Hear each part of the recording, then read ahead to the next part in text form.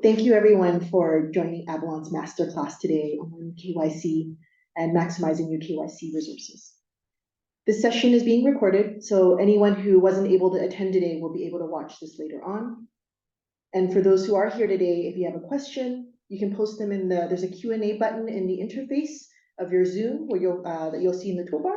And we'll have time at the end where we'll take a look at that, we'll review the questions and address them to the audience. And with that, I'm actually going to give a quick overview for our agenda today. We don't have any slides prepared. I think we really just wanted to have a conversation with Sune and Lars, about 40 minutes, so we really deep dive into the topic. And then afterwards, there will be time for answering questions that the audience would have provided. And for those who are watching this recording after the fact, I'll also provide an email address at the end that you can ask any questions, and our team will be happy to send back a message and address them. So with that, I'm going to start with a quick introduction of the three of us. For myself, I'm Ada Chan, the VP of Strategy and Planning, and amongst other things, I concept and develop our evangelism and outreach efforts. I've worked in a number of industries, but the past decade, I've really been focusing on working within the ethics and compliance space. And today I'll be the host, if you will, for our masterclass, talking to my very knowledgeable colleagues here with me. So Lars, would you like to start with an introduction of your background and what you do at Avallone? Yeah, sure. Thanks, Ada. So my name is Lars Mørk or Morch.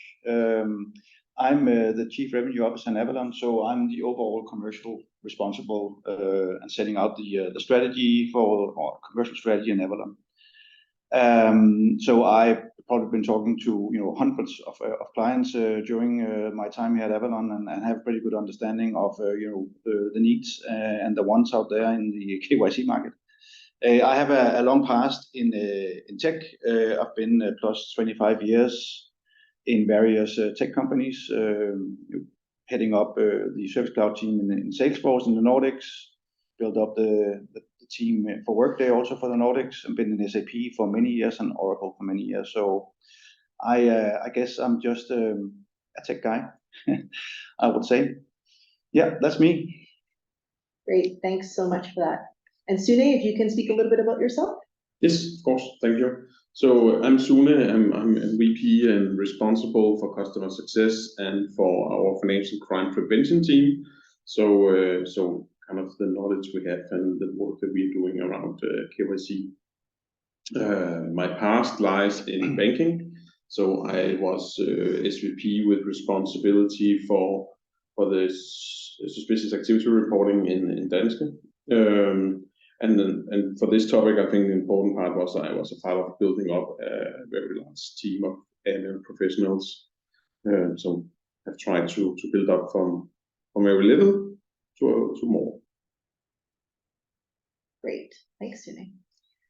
So in this masterclass, I think most of you joining us know what KYC is, but just so we're on the same page and we're talking about the same thing, Sune, could you start and quickly give us a little bit overview of what KYC is and what the key components are? Yes, of course. So first of all, I think KYC for me is kind of an element of the full due diligence process. So when you onboard a customer or keep information about a counterparty updated, KYC is the process where you are collecting and reviewing the information to identify and to understand the purpose of the relationship. So that's kind of key for me. In addition to that, we also have the screening process, and we also have risk scoring and other things, but that's kind of the key areas as I see it. Great. So knowing what KYC is, why would a team that's working with KYC in a company have needs for a tool or a software to help them? What kind of problems would technology solve or improve? Sune, maybe if you want to start. Yeah, so I think first of all, I think KYC sounds extremely simple, and if you read about it, it also seems simple, but it's actually quite difficult to do in a good, efficient, and also a quality manner.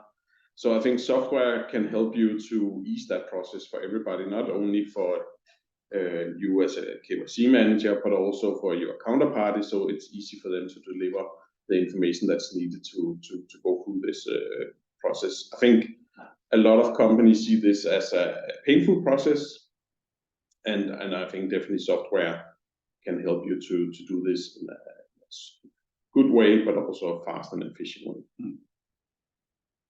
Makes sense. Lars? Yeah, I think at least this, speaking from the tech side, and this is we are a very good example of it, Avallone, of course, that we have been building this platform for many years, right? So I think this is also about spending time on what you're good at. So buying software and tools and services from companies that actually are invested in this subject, because most companies are not in the business of building software. They are in the business of many other things, but they have to do KYC. So I think it's important not to think that we should also try to build our own software internally, because somebody out there has actually thought about this and actually done the research, spent the money and the time, and is still spending the time and money on that, right? And that goes across a lot of software industries, not only ours, right? But I think that's a very important thing to just have in your back of your mind on why you actually choose, out of the box or whatever best practice software that are in the market for any industry. That makes a lot of sense. I think it just reminds me also that, everyone of course works with great teams, but usability and the best sort of data flow and a user interface that you work with on software is really the people that specialize in making that software really understand, and they usually have like teams of researchers behind it. So I think that's really a good point and important. It's also it's a really good segue, Lars, then, in terms of what you said. What have you seen in terms of some questions or concerns that compliance and treasury teams that you work with have? So basically more in terms of how they would work with software and their processes. That is like some of the weak spots that you can see or that they self-identify when you're talking to them. Yeah, so I think, again, as I mentioned in the beginning, I've talked to hundreds of companies right over the period of time here. And I think one of the subjects that, come back and back is, of course, when and if we streamline our KYC processes, how will the recipients, typically the banks, for many cases where you have to send KYC back to a bank, how will they actually accept our data and our format? And the questionnaire we have to fill out. So I think there's a lot of uncertainty about, we want to make this smarter, but will the part that needs to receive our package, will they actually accept it? I think that's one thing. Then the other thing is, of course, GDPR. It's a big topic. It's been there for many, many years. But it's also how can we actually ensure that data is shared within the confines of GDPR. It's safe, and it's according to law, and which right now it's not in many cases. Right, we see a lot of non-GDPR ways of sharing tools or sharing KYC at the moment. So that's one of the other things that we hear a lot and some of the concerns that they also want to get fixed out there when we talk to clients. And of course, KYC is a very decentralized and fragmented process, because who owns KYC in a company? It could be a treasury, it could be a legal, it could be a tax, it could be even a procurement, depending on what you want to, either collect or what you want to send. So that process of having this very decentralized, scattered process where you need to capture documents across the organization is really difficult to actually figure out and then try to do this in an intelligent and efficient way. And I think we say it over and over again, nobody really likes KYC except us maybe. But it is actually, nobody want to raise their hand and say, hey, I'm going to be the KYC guy or girl that's going to do this. That is, you rarely hear that, right? So you need to, to find those stakeholders across the organization and how can we actually do this combined and as a team. And then, of course, the last thing is once you then, let's just say you have a KYC process, you have your documents, you have your data, how do you then, how do you then ensure that these documents and data actually are fresh and, and not get stale or old? Again, you need a process around maintaining this, because there are no really quick fixes to KYC. We can, solve some of it, but there's still some hard work and, some people that need to be involved in this as well. So this is some of the concerns, the questions, the discussions we hear a lot when we are talking to clients. Yeah, I can see how these are huge and things that are tricky to solve for sure. I think, Sune, you must have also had some similar experiences at the bank that you've worked with before, or the customers that you're working with now. Maybe can you tell us a little bit more about some of the pains you see them having from that side? Yeah, I think there's a lot of pains, and it is extremely difficult to design a strong process, and even as difficult, maybe even more, to get people to understand the process and the discipline. So one thing is to draw up a process, but it is a risk discipline. So you don't want people to just do checkbox exercises, right? You want them to really understand what they're looking for and to mitigate the risk that you're trying to avoid. So I think that's one of the really big thing. And to do that, you really need to find the right competences, and often you don't have them internally in your team, maybe not even in your company. So that is also one of the big issues, that companies simply lacking resources. And coming from a bank, I think that was the same when we kind of really started to focus on this area. The competences were lacking, and it takes quite some time to build that kind of competences if you do it from your own company. Okay, that's interesting. So then, for both of you, just to kind of like segue into this, I know that very often there's a specific industry. So say, for example, a dual-use corporate, or on the opposite spectrum, a nonprofit organization. If you're in that specific region or industry, they have even more sort of particular needs for their KYC.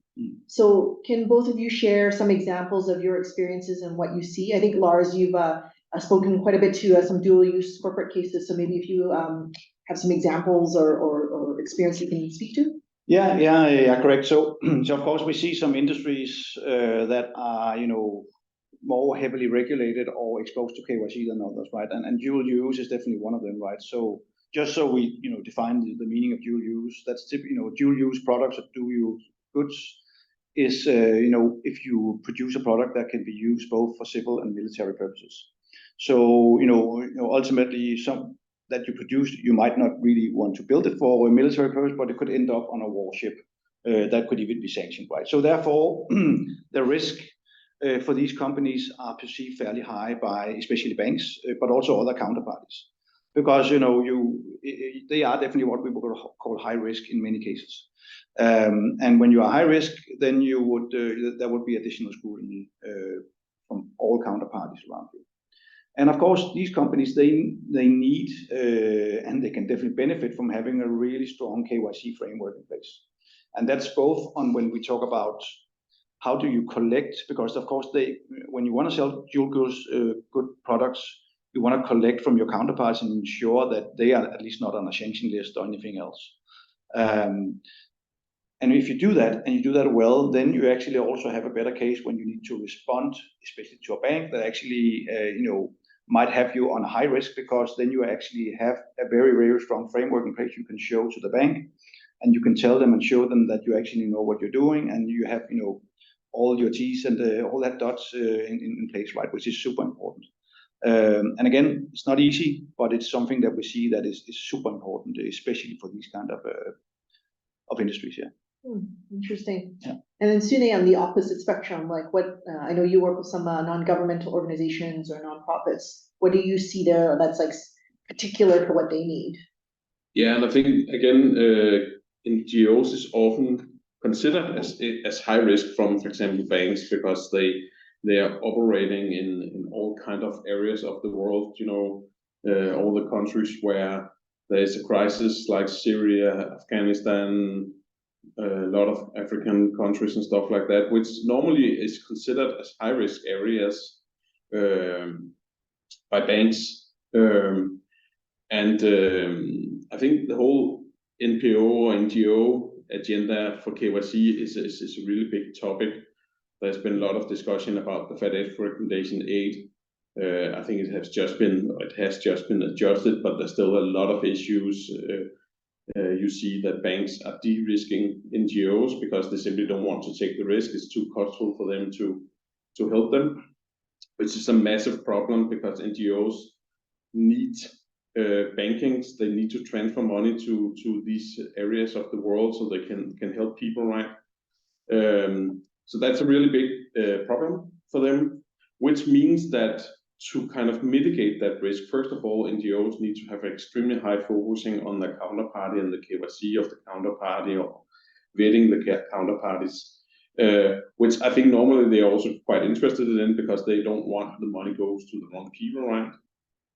So that's kind of one thing, but on the other hand, they also need to have an extremely high focusing on how to satisfy banks and their needs when we talk about KYC. So how do they help banks to be comfortable with doing business with the NGOs? I think that's a really big thing. So they kind of have a much higher risk of kind of, you can say the KYC responding risk is actually quite high for NGOs compared to some other industries. Interesting. And I think, you guys, of course, thank you for touching upon your experience with these two almost extremes, if you will, for in terms of like industries or sectors that we some of the customers we work with are in. But also one more thing I want to touch on, to really set up the scenario before we move into the solutions part, is what organizations, like, what do they need just beyond the tool? I think, Sune, if you could speak a little bit more about what you see as common with the teams that you've worked with in terms of like, for example, I know you've mentioned sometimes like, if they understand what to do with the KYC results and what you see in terms of processes with organizations. Yeah, maybe you can kind of elaborate on some of the pain points you've seen with that. Yeah, so I think one thing is to buy a really good tool to handle these things, which is a key thing and also very helpful. But you also need to have people who understand what to do with all the stuff that you're getting from these tools. Like, first of all, how do you build a financial crime prevention risk framework? What's the elements? What should you do? What shouldn't you do? What's good enough? What's too much? What do you do when you have done a screening and you have a potential match? How do you identify if it's actually a real match, and how do you document that, and what is sufficient there? When you collect KYC data, what do you do with it? So fine that you get some information and you get some documents, but how do you ensure that it's good enough and the quality is as it should, and what do you use it for? And you could also mention risk scoring. How does a good risk scoring model look like for a company like yours, and how do you risk score your different counterparties? So that's kind of one thing, is kind of how do you work with this risk framework? How do you build it? How do you work with it? And then it's kind of arm and legs also, right? So it's kind of, do you have the people to do it? So not just only the skills, but also, even if you have the skills in-house, do you have the people to run it? Because it also is quite time consuming. So I think that's also one of the key issues with, if you want to mature your KYC setup, or you just want to get started because you haven't done too much in the past, it requires people. Yeah, for sure. And I think, Lars, like, what do you see, like, when you talk to our customers or potential customers, are they usually aware of some of these issues that Sune's talked about, or gaps, if you will? Like, what have you seen? Yeah, I think there's definitely some maturity happening in the market, right? So of course it starts by admitting that you need to change your KYC process, right? That the one that you might have is manual, and you need to do that. Then you go out, you talk to some vendors, you look at some solutions out there, but then very quickly you actually also then realize, okay, we need to understand what we actually are doing, to Sune's point. And I think that's important, because we see a lot of companies out there that don't really have the level of expertise in-house. So it's difficult for them to actually implement the right KYC approach unless they really have some experts or some people who actually know KYC in there. And we also know, because the banks over the last 10 plus years have hired a lot of people in AML. They have trained the market for actually experts. A lot of them are working in banking or finance, and so they are hard to come by. So finding those talents, that's one thing.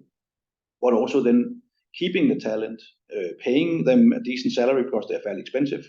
That's also difficult, because what we see in some even fairly big organizations is that then you might have a KYC or an ML expert, but then you have one, maybe two in a medium-sized company, and then they need colleagues to discuss KYC subjects, but there aren't any other in the organization, so they leave and go to a bank or somebody where there are hundreds, even thousands of people where they can discuss KYC and share their interest for that. So it is difficult to actually build up a talent pool and maintain it, and it's also fairly expensive. But that doesn't excuse the fact that this is super important. It's just the reality of the market right now that is, and also as the world is evolving at the moment now, we have the situation in Russia now, we have the situation in the Middle East. This will only increase, right? The need for KYC, AML is going to increase. Transparency, the need for transparency is just going to increase. So this is not going to go away. And of course, this is just, it requires technology, but also, as we alluded to in the beginning, it also requires a lot of hard work, and it requires people that actually know what they're doing. With the right training, the right skills, everything needs to be in place.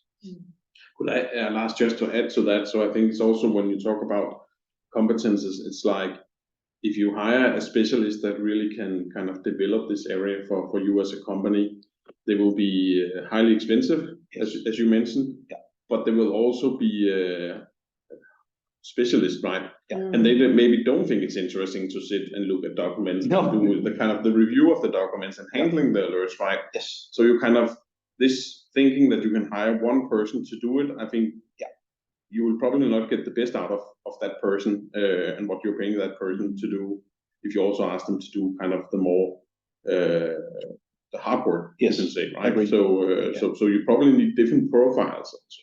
Agreed. Yes, definitely. Yeah.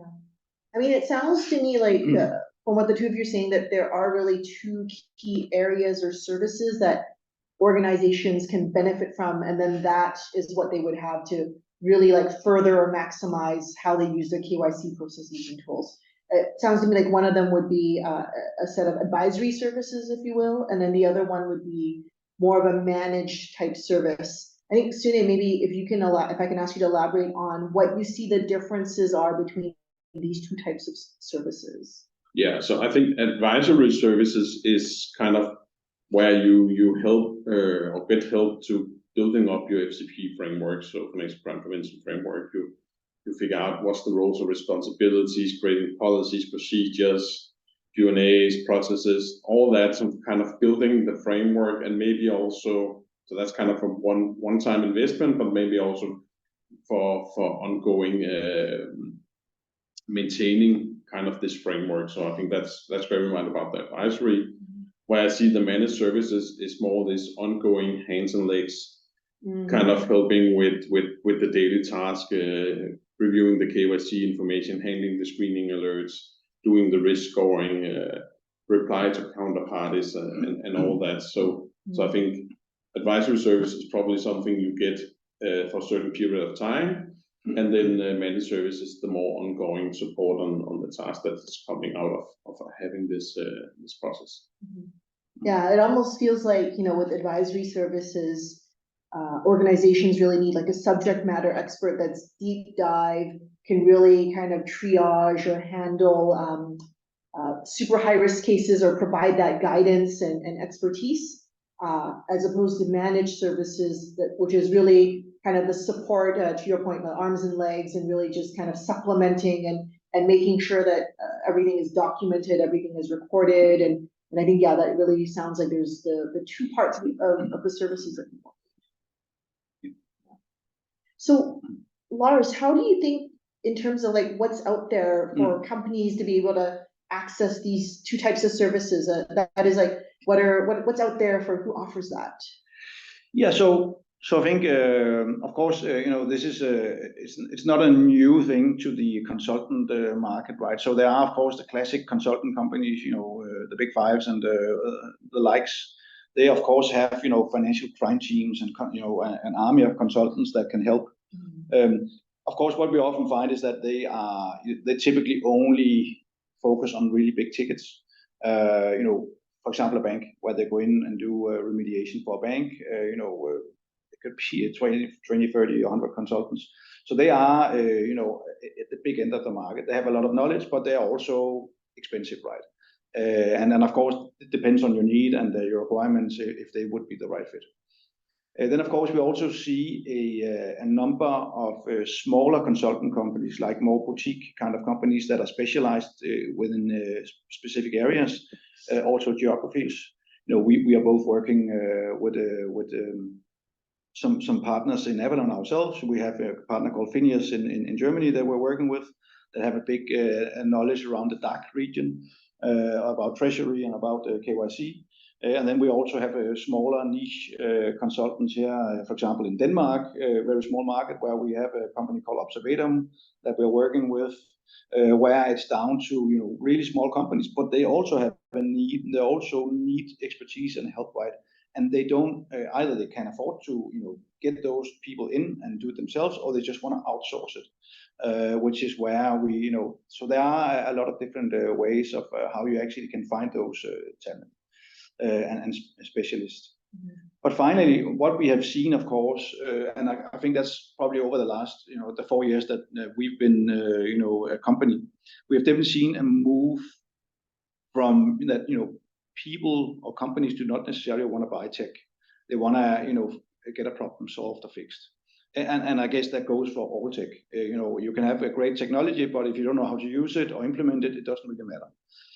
So we also saw in Avallone that there is a need for us and our expertise to actually combine that with our technology. And I think people like Sune is a very good example of people that have really deep KYC expertise. Being a head of a suspicious activity in a bank, right? Then a thing or two about KYC, and how to set up these frameworks.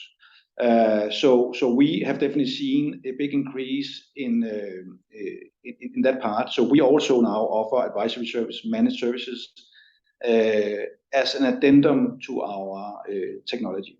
And then people, our companies either choose it or they don't choose it, or to Sune's point, they choose it for a period of time to get them up and running, and then they take over themselves. But I also think a main thing here between like a big consulting company and a smaller company like ours is that we actually use our technology and services combined, where you typically see bigger consultants, they use spreadsheets, other tools. They don't really build that process into a tool. So when they leave with a spreadsheet, right? Where we are really trying to implement a different process.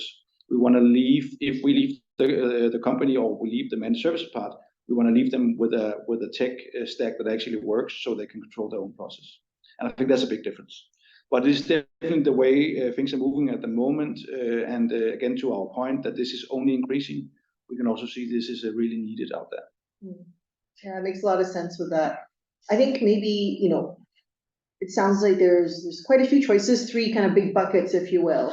But what are some of and I know, Lars, you touched on a little bit, but maybe Sune, you can speak to what you see as some of the pros and cons between outsourcing versus in-house, the different options that we have. Because I think, all of these options there's no right solution, but there might be ones that are a better fit based on the organization type or need or sector that they work in. I guess, Sune, maybe you want to elaborate on that? Yep, certainly. So I think first of all, what to choose is very much based on the individual needs, right? So how much help do you as a company need? What's the size of the task? How much do you want to pay for it? I think different opportunities there will give different answers, right? I think for managed service, if you should look at the pros for that, is kind of, I would say in general, you will get faster started and you will get experienced people from the beginning. You don't need to bother with hiring and firing people, right? You just get started and set up the requirements. I think sometimes pricing could actually be a con, because it is an expensive market to find these competences. So I'm not thinking sometimes maybe it would actually be cheaper to do that than build up your own department. I think the flexibility could be a pro, that it's easier to scale up, it's easier to scale down. You don't have to think about vacation and all that, because that is handled for you, right? If you look at the so that was the pros, the pros, right? And then the cons, that's kind of more, you still are accountable for the process and the risk, right? So you need to start testing the work that the managed services are doing for you. So you still have a task, you still have some decision you have to make. So like, do we want to accept the risk that has been identified and stuff like that? So it's not kind of a full freebie, it's just a massive help, right? You will not build up the in-house knowledge the same way as if you hire them yourself, right? So you're a bit dependent on that to keep a relationship.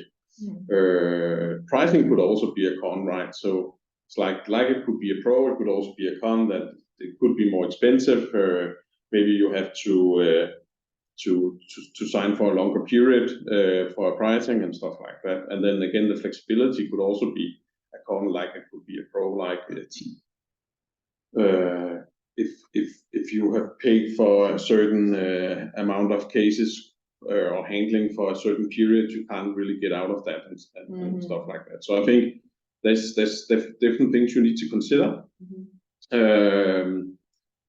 Yeah, no, that makes a lot of sense. I know that a lot of the teams that I've worked with sometimes, you know, depending on the organization, just to elaborate on your point about pricing, is that some teams, you know, the finance team sees that the internal cost of having another headcount is not really a cost. So it may be easier to get budget for headcount. But on the flip side, depending on your organization, headcount may be something that the team sees as a higher cost, and they actually want to outsource because that's something that's contractual, limited. It's kind of in a sense that you have on paper what you're going to get. So I think, you know, with the pricing, I've definitely seen with different, you know, customers we work with, like a very two different points of view. And then same with the flexibility. I think you have the, you know, on an in-house team, of course, then you have someone's phone number to call if something comes in, or you ask them on that. But on the other hand, with a managed service, you do have a team of people. So yeah, to your point, Sune, it doesn't matter if someone's on holidays or not. You're not tied to being dependent on the one person. That there, you know, that the organization you're working with, whether it's a large consultancy, smaller firm, or a firm, the service provider that if your software tool has it, like us, you know, that's a team of people that will be available to help you in terms of you know, no matter what time or day that's going to come in. So I think, yeah, there's a little bit of a back and forth that really is dependent on the organization.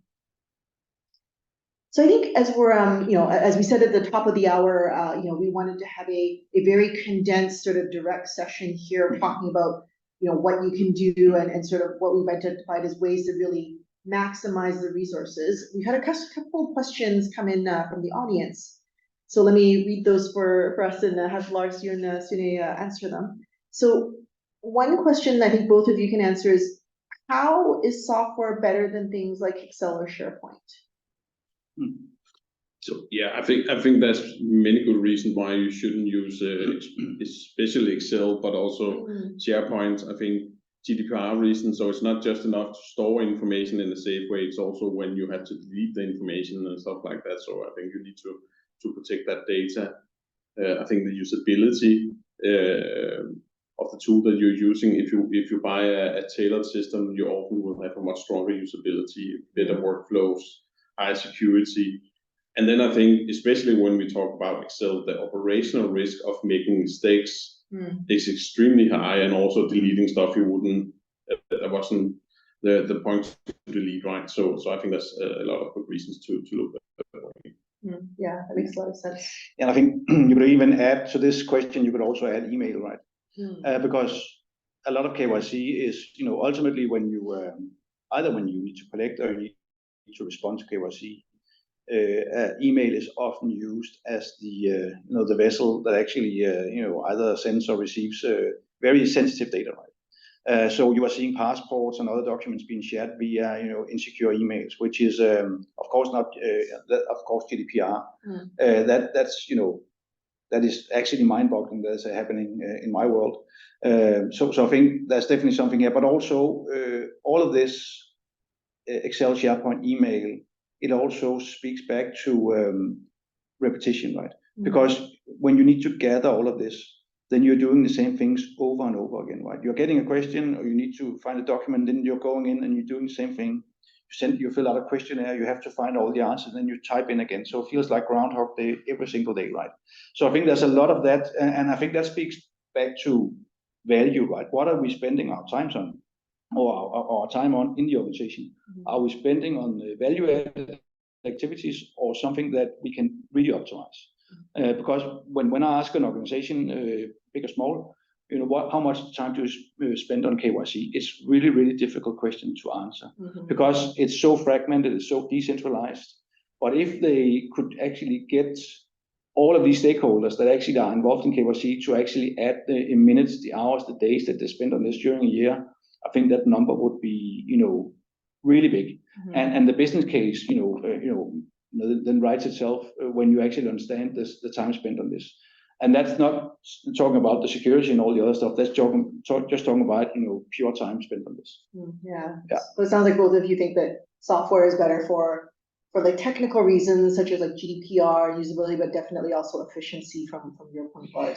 Yes, and again, you look at all other mature, areas today like HR systems, CRM systems. You wouldn't do those in Excel today, right? You wouldn't keep a track of all your employees in Excel, and then send out the your payslip via email every month, right? You don't do it, and it's exactly the same here, right? Yeah. No, it makes a lot of sense. Yeah. The next question that we had from the audience is directed at Sune, I believe, because they say, Sune mentions that you should document KYC processes. Why should we do that? So Sune, you want to take that? Yeah, I think, first of all, if you are a regulated company, it's kind of, that's the law, right? You need to have this record keeping of what you're doing. So I think that's kind of a heavy argument. But in general, I think when you have a risk process, you want to be able to see what you have done at a certain point of time and what was behind the decision that you took when you took a risk decision. I think also for all legal entities in Europe, there's a requirement to identify your ultimate beneficial owners and also to document the process of identifying them. So I think there's a lot of both legal but also risk framework reasons to keep a good documentation. Okay, makes a lot of sense. And then we had one last question from the audience. What kind of skills would you be looking for if hiring for an in-house team? Sune, I think that maybe is a good question for you. Yeah. So I think in general, I would look for experienced people. People that has actually worked with AML KYC before. I think it's a discipline where you need to learn it by doing it. It's when you read AML regulation, it's extremely available, so it's easy to understand. It seems like easy when you do it, but when you start working with it, it's an extremely complex discipline and difficult to do in a sufficient way. So finding people that as minimum have 2 to 3 years of experience, maybe from a bank or something like that will help you a lot. And then I don't think it's enough people have been working with it. They should also try to be someone who understands the discipline, because I think that's actually also something you need to look for. Do they understand why we are doing what we are doing? Which is extremely important if you want to do your process more efficient or better. Makes a lot of sense. Thank you. So I think for this, I think we've had a good amount of insights, and I hope for the audience we've addressed a lot of the questions and issues you might have and really kind of talked about it. But I think if I can take a couple of minutes now to just summarize the masterclass for everybody in terms of the great points that Lars and Sune had made today. I took a little bit of notes earlier, so I think it would be that one, organizations in different industries have very specific and niche requirements in terms of their KYC. And then 2, buying a tool is a great start, but there may also be needs based on the nature of your industry or company for additional help, and that would be in particular the services or the manpower around how you're using the tools. And then in particular for that, as a third point, the help would be in the form of the guidance for advisory services, or with manual support and kind of the heavy lifting, if you will, in the form of managed service. So then I think, the latter part of what we discussed today it would be to say that it's completely possible to hire people, as Sune just mentioned, with that, to have the skill set so that they're directly on your team, but sometimes there may not be the budget for whatever reason, or the capacity in your organization, or it may be difficult to find, I think Lars mentioned this earlier, to find the people with those skills that are available in your particular market or region. So then in terms of the what's out there and what's possible to access external help, because that's something that you still need, it doesn't go away even if you can't access it, is that really depending on the size of your organization, the nature and then kind of the culture, but also the industry you're in and the sector and the risks involved in what you do day to day, that there are smaller firms that specialize in helping, larger consultancies that have broad teams globally, and also your software provider may also have services and managed services as part of their bundle or package with the software. But I think, to summarize, no matter what you pick, it's good to be aware that this is an issue, but it is something that's easily solvable and also needed to really fully realize the benefit from any tools or processes that you have or you want to start. So I think with that summary, I hope that is great, but maybe what we can wrap up with is Lars and Sune, what are your final thoughts, or what would you like to impart on the audience as some last words? Yeah, I think I can start. I think I mentioned it before. I think there's no quick fixes to KYC or AML, right? Even though it would be really nice to say that that's easy. You just implement a system like Avallone and then everything is nice and dandy. But that's not the case. Of course, technology can bring you a long way, but there is a lot of hard work. And again, there is a need for higher transparency around the world. We can see that. So the scrutiny will be on everybody going forward. So it just needs that we need to work harder and smarter around how we actually fix KYC and work with this. And of course, technology will bring us a long way when we all get on the digital superhighway, and that's going to help a lot. Then, of course, it's also how you actually spend your time within companies. What are actually the areas, where you would spend your time and where would you just outsource it to somebody from outside who actually knows more and can bring value to the table, right? So try to do that in a more optimized process, in an optimized way, would definitely be a way to go. I think that's probably my 5 cents. Yeah. Cool, thanks. Yeah. And Sune? Yes, so yeah, I'm thinking a bit about the old saying said that Rome was not built in one day, right? So it's like, don't think you can build the perfect financial crime prevention framework the first time and everything should be just state of the art. I think the most important thing is to get started and start growing your maturity on this area, and then over time you will be more mature, right? Agreed. Well, it's really good advice, and thank you both, Sune and Lars, for your time and your knowledge today.